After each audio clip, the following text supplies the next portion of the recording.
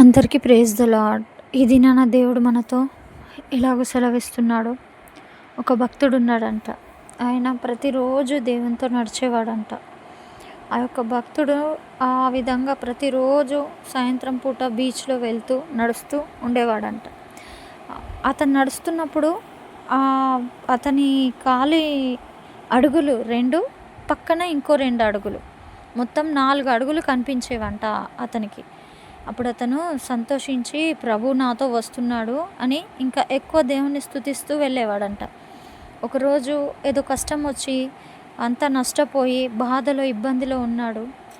అతను వారి బంధువులకి, స్నేహితులకి అందరి దగ్గర అడిగినప్పుడు సహాయం లేదు అని అతన్ని పక్కన పెట్టేశారు.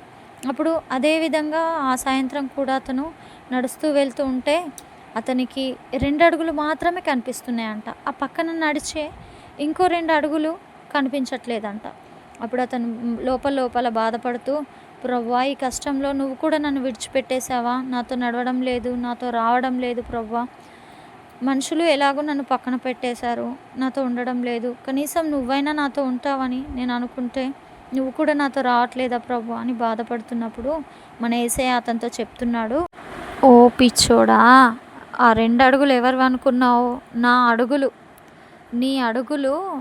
నువ్వు నా అరచేతిలో ఉన్నావు, నిన్ను ఎత్తుకొని ఉన్నాను. అక్కడ కనిపించే ఆ 2 అడుగులు నీవి కాదు, నావి అని ప్రభు అతనితో సెలవిచ్చాడంట.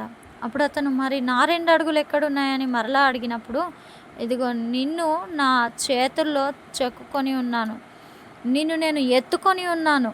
అందరూ మనుషులు విడిచిపెట్టినట్టు నేను నిన్ను విడిచిపెట్టే దేవుడిని కాదు అని ఆ భక్తునితో ప్రభు సెలవిచ్చాడంట.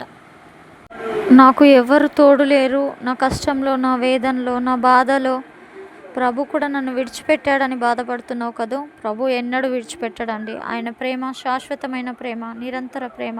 మనం మరణించి ఆయన రాజ్యానికి చేరే వరకు ఆయన మనకు తోడుగా వస్తాడు. ఇది నమ్మినట్లయితే ఆమేనని చెప్పండి. ఈ యొక్క వాక్యం మిమ్మల్ని బలపరిచినట్లయితే అనేకులకు షేర్ చేయండి, సబ్స్క్రైబ్ చేసుకోండి. అనేకులకు ఈ యొక్క వాక్యాన్ని మీరు సెండ్ చేయమని ప్రభు పేరిట వేడుకుంటున్నాం. ప్రభు కృప మీకు, మీ కుటుంబాలకు సదాకాలం తోడే ఉండి నడిపించును గాక. ఆమేన్.